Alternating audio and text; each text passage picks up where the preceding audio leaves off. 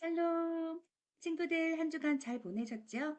오늘도 전도사님과 말씀 속으로 쏙 들어가 보도록 할게요. 우리는 지금 창세기를 공부하고 있어요. 하나님이 세상을 창조하시고 우리를 만드셨는데 하나님보다 높아지고 싶은 사람은 죄를 지었어요. 이후 세상은 하나님을 예배하는 새 스타일, 아니야, 내가 최고야. 자신을 예배하는 가인 스타일 사람들로 나눠지게 되었는데 노아 할아버지 시대가 되자 세상엔 하나님을 예배하는 새 스타일 사람들이 하나도 남아있지 않게 되었어요. 스스로 망해가는 사람들은 홍수로 심판받아 다 죽고 말았지만 하나님은 방주를 만들게 하셔서 특별히 노아와 그 가족들은 구원하셨어요. 그런데 시간이 지나자 사람들은 또 죄를 짓고 말았어요. 가인 스타일 사람들은 뿔뿔이 흩어져 자기의 나라, 왕국을 만들었고 힘이 센 사람이 왕이 되었죠. 아무도 하나님을 알려고도 전하고도 하지 않는 그런 세상 속에서 하나님은 하나님을 알려주는 하나님의 나라 이스라엘을 만들기로 작정하셨어요. 지난 시간에 우리 하나님 나라의 첫 번째 국민 아브라함을 만났었죠. 아브라함은 어떤 사람이었나요? 하나님께 순종하는 사람이었어요. 하나님이 네가 살던 곳을 떠나라 그랬을 때도 즉시 순종했고요. 하나님이 가라고 하신 곳에 가보니까 먹을 게 하나도 없어요. 흉년이 들었어요. 그래도 불평하지 않고 기쁘게 하나님께 순종했었어요. 특별히 놀라웠던 것은 아브라함이 100살 때 낳은 귀한 아들 이삭이 청년이 되었을 때 하나님은 아브라함에게 이삭을 죽여서 번제로 바쳐라 말씀하셨는데 아브라함이 순종했다는 거예요. 하나님이 이삭을 통해 많은 아이들이 생길 거야 그렇게 말씀해 주셨으니까 죽이라고 했지? 죽여도 하나님이 이삭을 다시 살려주실 거야. 하나님은 그럴 수 있는 분이야. 나는 순종하겠어. 아브라함은 그렇게 끝까지 하나님을 믿었죠. 하나님의 사람 두 번째 인물은 바로 아브라함의 아들 이삭이에요. 이삭은 아빠 아브라함을 본받아 똑같이 하나님께 순종했어요. 여기 보세요. 이삭이 힘들게 열심히 우물을 팠거든요. 그런데 나쁜 사람들이 와서 내놔. 안 그러면 싸우자. 그렇게 얘기하는 거예요.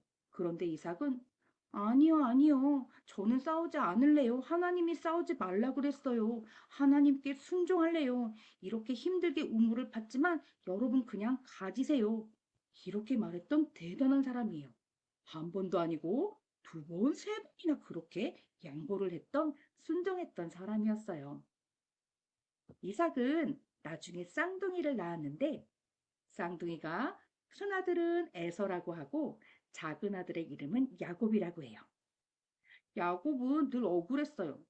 쌍둥이면 겨우 1초 먼저 낳은 건데, 그런데 형이라고 불러야 돼? 억울해. 당시 이스라엘 사람들은 첫째 형에게 아버지가 복 받으라고 축복 기도를 해줬었거든요. 그런데 야곱은 자기가 그 축복을 받고 싶었어.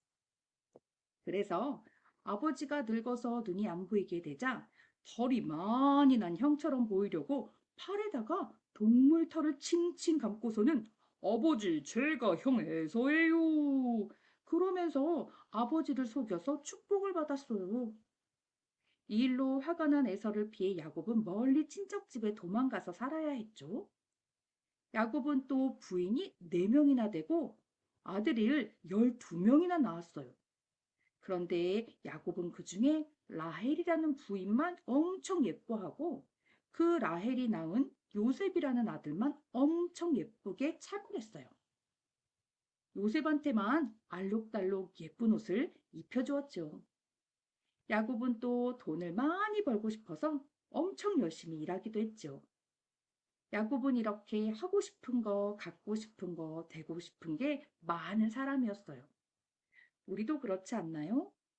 하지만 내가 하고 싶다, 갖고 싶다, 되고 싶다 이런 게 너무 많아서 내 욕심으로 꽉 차 있으면 하나님의 말씀이 제대로 들리지 않아요. 친구들, 혹시 원숭이 잡는 방법 알고 있나요? 원숭이는 이렇게 입구가 좁은 항아리를 고정시킨 다음에 그 안에 바나나를 잔뜩 넣으면 잡을 수 있대요. 바나나가 너무 커서 사람들이 가까이 오는데 도망갈 수가 없어요. 저 바나나를 놓기만 하면 도망갈 수 있는데 원숭이는 욕심 때문에 바나나를 꼭 움켜잡고는 절대 놓지 않다가 울면서 사람들한테 잡히고 만대요. 야곱도 마찬가지였어요. 하나님의 천사를 만나서 내게 복을 주세요. 안 그러면 놓지 않겠어요. 그러기도 했던 야곱의 손을 하나님께서는 하나하나 놓게 하셨어요. 어떤 일이 있었을까요? 야곱은 너무 사랑했던 부인 라헬이 베냐민이라는 아들을 낳다가 죽어버렸어요. 야곱이 또 특별하게 좋아했던 아들 요셉은 형들이 그 요셉을 질투가 나서 보세요. 여기 이집트 상인들에게 요셉을 팔아버리고 말았어요. 그리고 아버지 야곱한테 가서는 동생이 짐승들한테 죽어버렸어요. 이렇게 거짓말을 했죠. 야곱은 요셉도 죽은 줄 알고 너무나 속상했어요. 그리고 야곱은 온 땅에 흉년이 들어서 먹을 게 하나도 없어져서 그동안 열심히 모았던 돈도 전혀 소용이 없게 되었어요. 멀리 이집트에서만 먹을 곡식이 좀 있다는 소식을 듣고 아들들을 보내서 곡식을 사오게 했는데 세상에 이집트 총리가 어떻게 알고는 자기가 사랑했던 라헬이 죽기 전에 낳은 아들 베냐민을 데리고 오라는 거예요. 베냐민은 야곱에게 남아있는 하나밖에 없는 꼭 움켜잡고 있던 그런 아들이었어요. 베냐민은 아까워서 이집트에 곡식사로 보내지도 않았었거든요. 그런데 그 베냐민을 데려와야 곡식을 살 수 있다니. 베냐민을 보내야지 안 그러면 다 죽고 말아요. 그때야 비로소 야곱은 하나님을 찾아요. 그때 했던 야곱의 이야기, 성경 말씀 같이 읽어보도록 할까요? 전능하신 하나님께서 그 사람 앞에서 너희에게 은혜를 베푸사 그 사람으로 너와 너의 다른 형제와 베냐민을 돌려보내게 하시기를 원하노라. 내가 자식을 잃게 되면 이르리로다. 창세기 43장 14절 말씀. 내가 잃게 되면 다 잃을게요. 하나님 다 놓을게요. 이제 하나님만 바라봅니다. 제게 은혜 내려 주세요. 그랬더니 드디어 하나님을 바라볼 수 있게 되었어요. 야곱에게 놀라운 일이 펼쳐졌어요. 세상에 이집트의 총리가 바로 요셉. 형들이 이렇게 이집트 상인에게 팔아버렸던 요셉이었던 거예요. 요셉은 이집트에 끌려가서 처음엔 종이었지만 나중엔 훌륭한 이집트의 총리가 되어 있었지요. 아이고, 요셉아, 네가 살아 있었구나. 아버지.